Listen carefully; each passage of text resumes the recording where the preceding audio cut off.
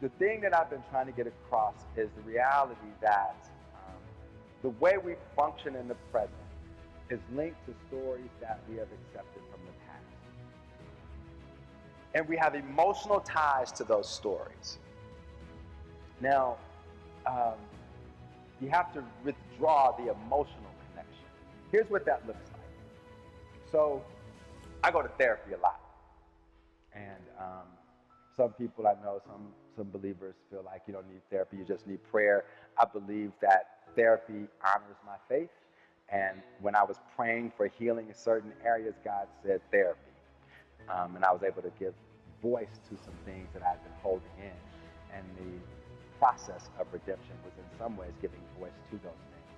But one of the things, and I also do healing prayer. I have a couple of friends who used to live in Charleston, now they're in Greenville, who do healing prayer. That's absolutely amazing, and it aligns with therapy. But I used to have this fear. I had this issue. Now, I just got engaged literally last weekend. So, and my fiance and I would take trips. She staffed me, and we traveled different parts of the world, and even in the U.S. And we would sit in the pew next to each other, and she put her hand on my thigh, right? Just like that. Just to let me know I'm here for you. I'm right here with you, and I care. She's one of those very affectionate people. Like, I can sit at my desk, and I'll be typing, and she'll walk by, and she'll just rub my back. And I'm like, okay, like, I don't know what to do with that, so back at you, right? It's just affection, right? And I was working on Love is an Inside Job. And the story's in the book, so spoiler alert. I was working on this chapter where I was dealing with some issues around male friendships. Because I've had awkward male friendships. Like, I have some friends who like to hug. Like they're real. I mean, these are the real huggers. These are the uncomfortable huggers, right? I have 3 levels of hugs. I have the athletic hug, which is you get in, you pat on the back, and you get out. And it's like, I call it my 3-second rule. You're like 1001, 1002 relief before this gets awkward. And then I have, my church hug. Church hug is you go in sideways. Like, nobody parts touching you. Right in here. Then there's what I call stranger danger. And these are the huggers. Like, they get in there and they hang out and they start conversations and they're comfortable. But I learned that the stranger danger hug has healthy impact because research shows that to get the full affection and feeling out of a hug, you must hug someone for 20 seconds. Sit with that. That's not a hug. That's cuddling. So my girlfriend's one of those people. She touched my thigh, and I'm writing the book. And I'm like, Lord, why do I have these issues with my male friends hugging me? And then my male friends, they say stuff like, I love you, right? And I'm like, why would you say something like that? And my friend Joe Daniels, Bishop knows him. He's like a big guy, and he's taller than me. And he's one of those over-huggers. Like, he literally lifts me off the ground. And I'm feeling uncomfortable because I'm a 48-year-old man on my tippy toes in a hug. And it's so awkward every time. So I'm writing this book, and then my friend Rudy, he does all that hugging and love you back stuff. And I started tracing it back. And one time when I was at my uncle's house, my mom was in the midst of her alcoholism, and she would be out at the club. And one night at 2 o'clock in the morning, she called my uncle's house, and she made me come home. I had to take the bus across town, and I was in like an office park area, and a car pulled up, and he said, I'll give you a ride home. And I was thinking, I shouldn't do this. It is late, though. And he was like, no telling when that bus is coming. So I get in the car. I'm in probably like 7th grade. I get in the car, and he's driving, and I'm comfortable, kind of, because he's following my directions. It was a burgundy Grand Marquis with the white top. I'll never forget that car. We're riding, and then all of a sudden, he put his hand on my thigh. And I got scared. But but I knew everyone in the neighborhood knew my uncles. I said, do you know Big Mo and Little Mo?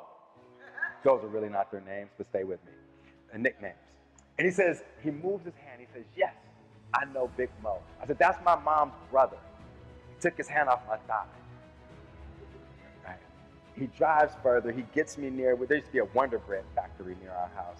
And I had him stop right there. I said, you can let me out here. He said, you sure?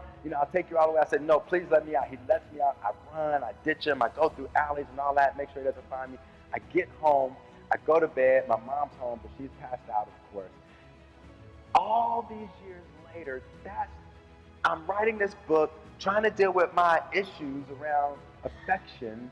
And then one day, my girlfriend touches my thigh, and I'm like, stop touching my thigh. And she says, what's wrong? I always touch your thigh. What's the problem? I said, I don't know. I don't like it. It's making me uncomfortable. And she said, no. You're making me uncomfortable.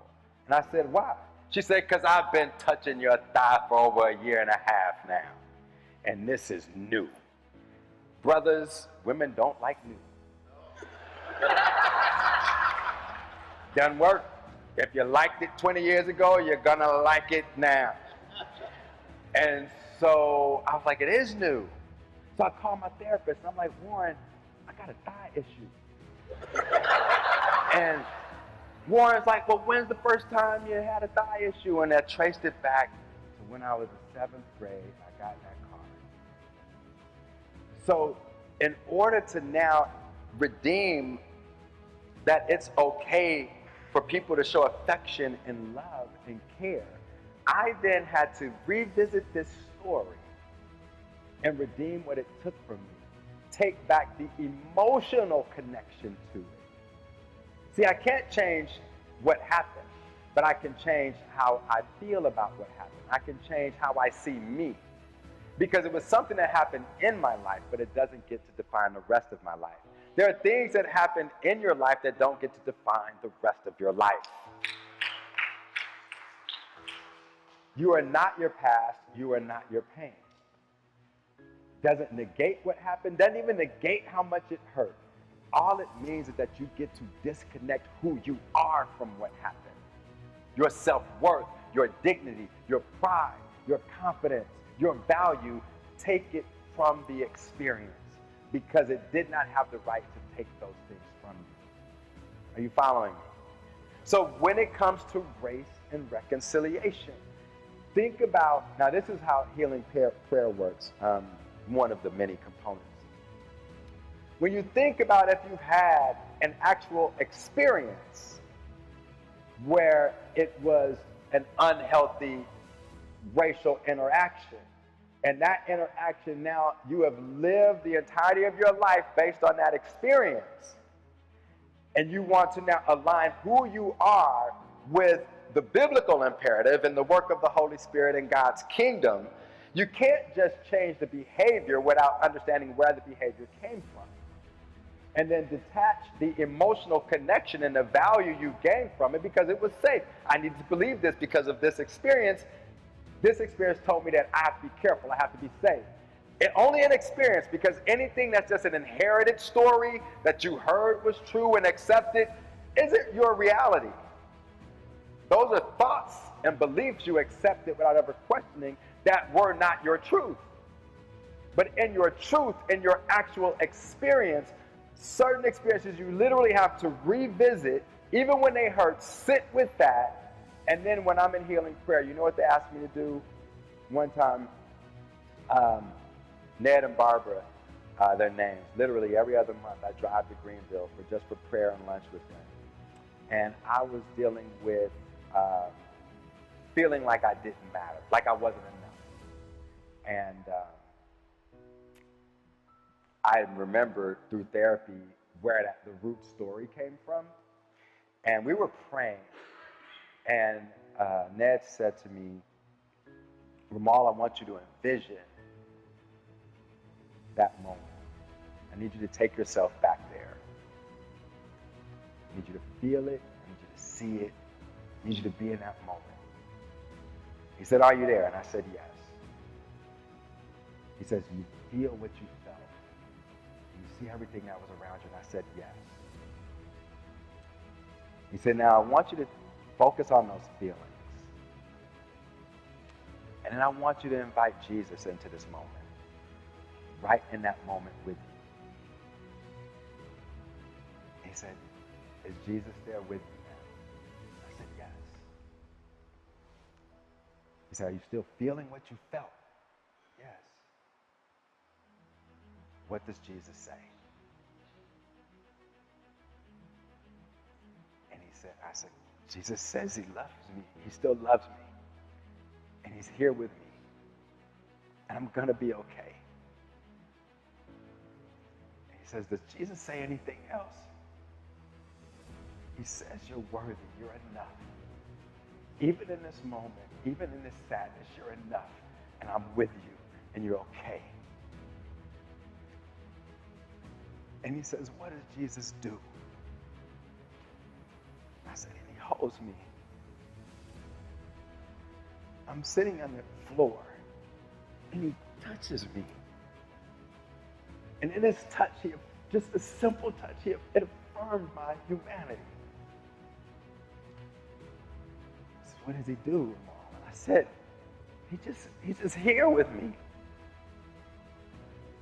He's looking at me, even in the midst of my sadness. He still sees me. He's still affirming me. He said he loves me. He says I'm enough. And Ned said, do you believe it? I said, yes. And he said, then accept it and never look back. The only way to let a wound heal is you've got to stop picking at the scar. Sometimes we have to invite Jesus into that moment, into that pain, and ask yourself, what does Jesus do?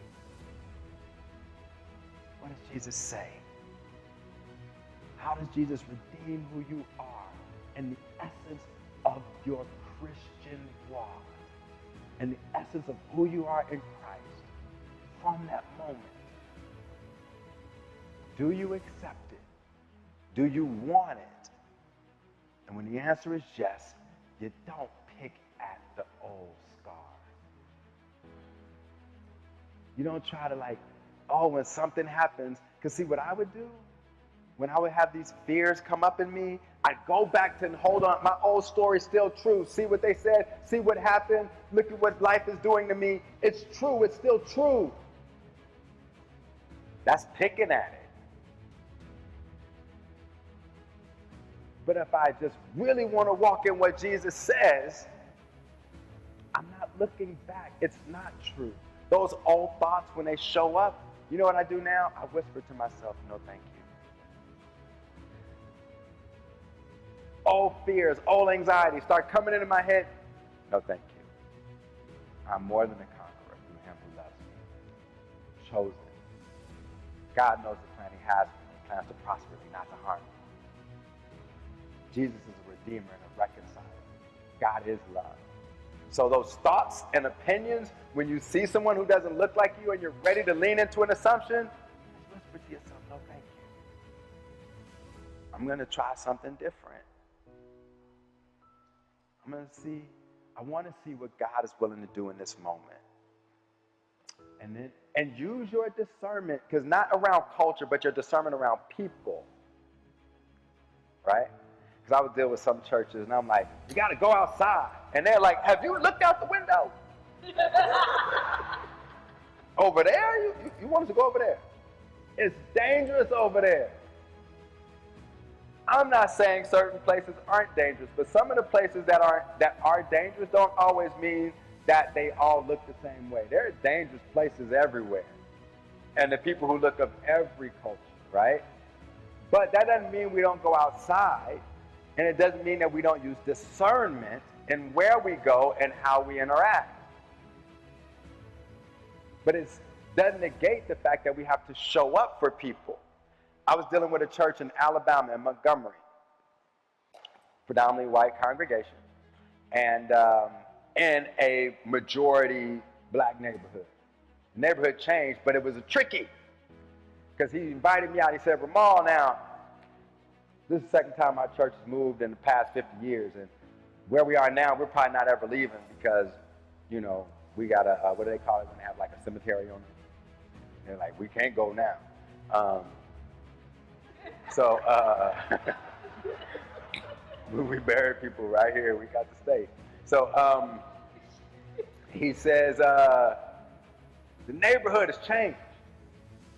We're used to dealing with, you know, black neighborhoods. We've done a lot of ministry. We've had a feeding ministry, a clothing ministry, an after-school program, but this is different because all these people are middle class, and we don't know what to do for ministry.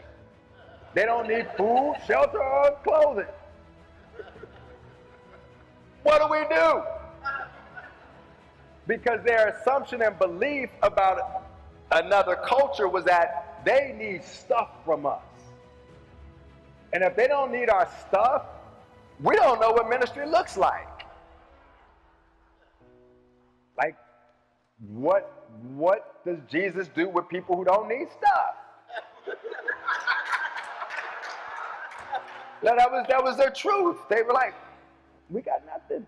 So I was like, well, what do you do for your current members? And he was like, we do Bible studies, we have get-togethers, he starts naming stuff. I'm like, do the same stuff. And so we rode around, and he was like, look at it. Look, I don't know what to do. And I was like,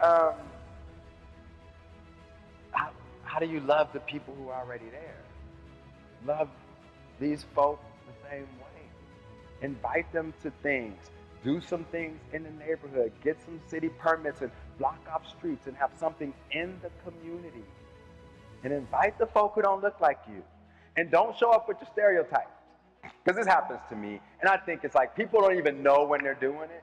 Like I'll meet someone, you know, from another culture, and they'll see me and I'm in like full suit tie, like a banquet. And they'll walk up and do the magic handshake. And they're like, yeah. And I'm like, what did you just do to my hand? I was just coming in for a shake. You gave me a soul brother milkshake. Like,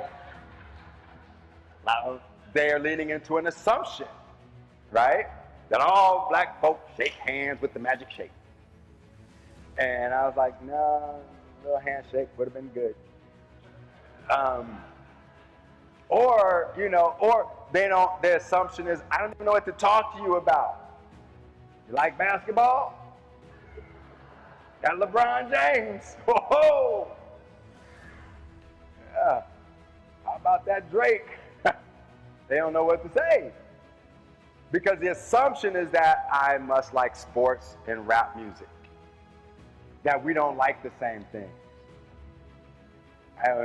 And the conversation shifts when I walk up. Because they're like, okay, like, does he talk about what we talk about? I'm like, probably. My point is, even in subtle ways, when we talk about race and reconciliation, sometimes what needs to be reconciled is our interactions, and those interactions being rooted in assumptions about who we think they are, what we think they'll like. And those things can put us in situations where, because we accepted these things as true about what we think an entire culture of people, like all black folk must do a conference call with Al Sharpton and Jesse Jackson for the month to determine what all black people like. It don't happen.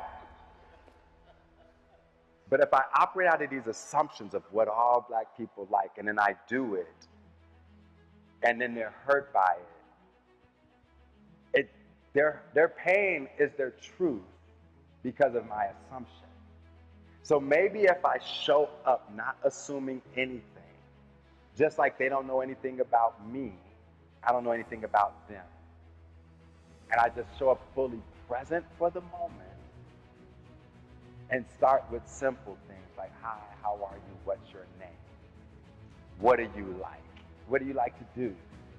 Where do you like to go? And gather information rather than impose assumptions and information on another person.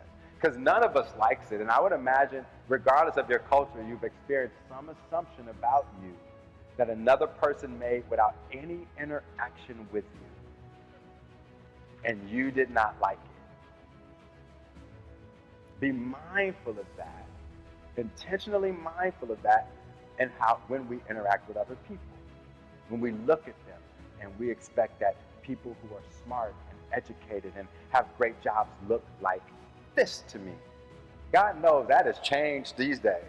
I've met some very wealthy people who, like one guy I went to a meeting with in Chicago, majority culture guy, he was a big time donor, and I walked right past him. He looked homeless.